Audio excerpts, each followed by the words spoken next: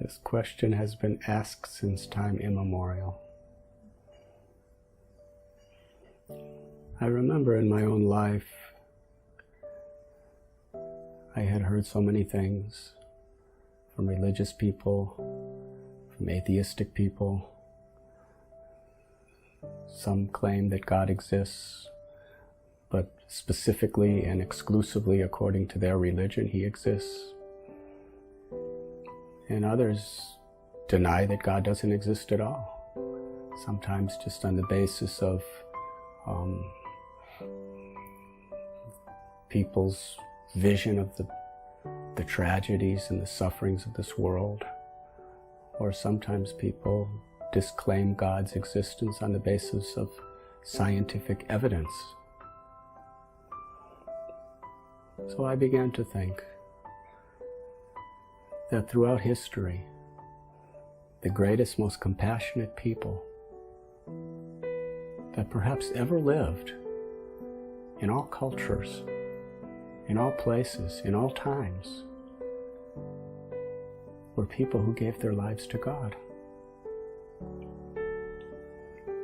In the Christian faith, Jesus, Saint Francis, they gave their lives for the welfare of others. They gave their lives to spread love. And they not only claimed that God exists, but they claimed to be feeling God and seeing God. And then in Islamic faith, the Prophet Muhammad, his experiences of God. In the Jewish faith, Moses, his complete sacrifice for his people, sacrifice of such love, and his testimony of his experience with God. And then in India we find people like Ramanujacharya, Madhvacharya, Lord Chaitanya. These personalities, they gave their lives for the welfare of other living beings. They were embodiments of compassion and such deep wisdom and such philosophy. And even among people of today's world who are doing such wonderful, selfless service to others with such inner satisfaction, like my own Gurudev, His Divine Grace A.C. Bhaktivedanta Swami Prabhupada. The risks that he endured just to show kindness and give God's love to others is overwhelming to me. Then I have to think, are all these people liars? Are they lying to the public? Are they making up what they're saying?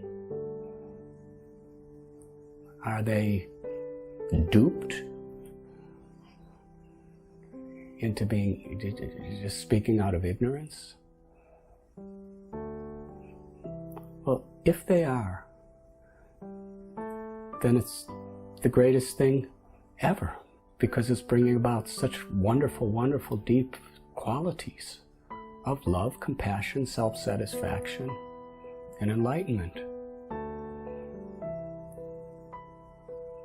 But to me, it's certain that they must be speaking the truth.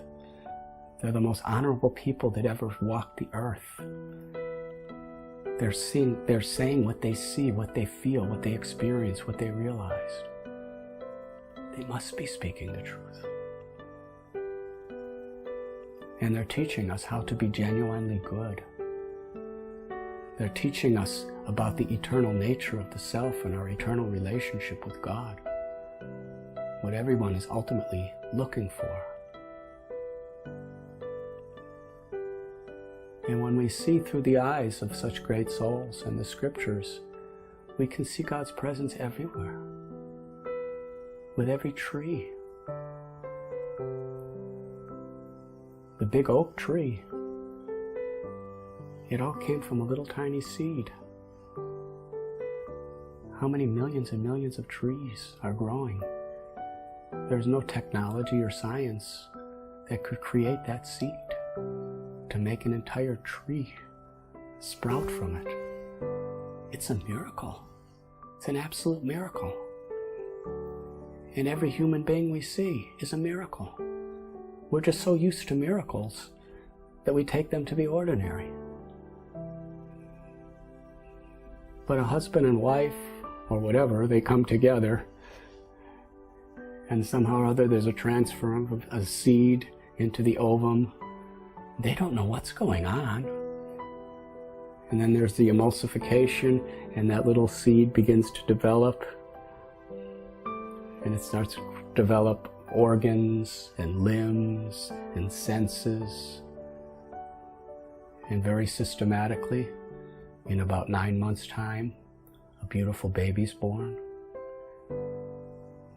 Did the mother and father organize? Now let's put the eyes and put the legs. They don't know what's happening. It's all just by nature. What an intelligence. What an incredible technology. Every human being, every species of life, every plant that we see is an absolute miracle, beyond science, beyond technology, beyond anything. It's the glory of God. It's the testimony of God. It's the miracle of God. And how blissful life is when we actually relish the miracle of God everywhere we look. Ultimately, does everything come from something, or does everything come from nothing? If there is no God, then everything comes from nothing. If there is a God, then God is that something from which everything is coming.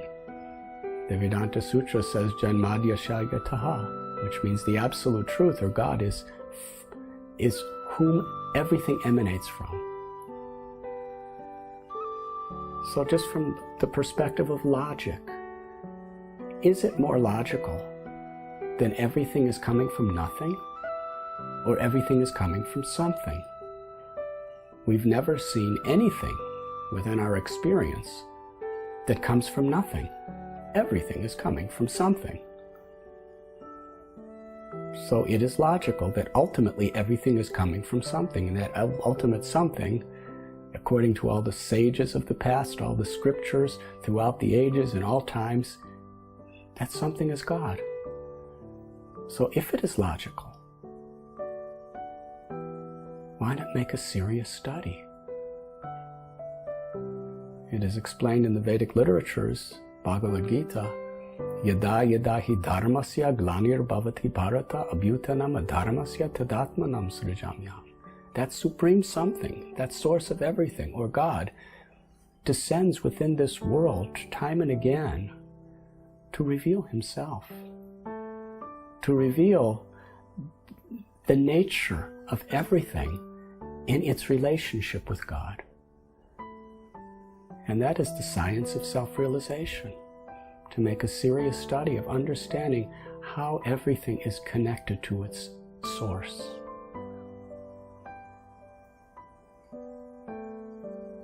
And perhaps it is the most important of all studies, because in understanding God, we also understand our own existence beyond the temporary framework of this short life. And we can understand what is real love and what is real fulfillment in that relationship. Thank you.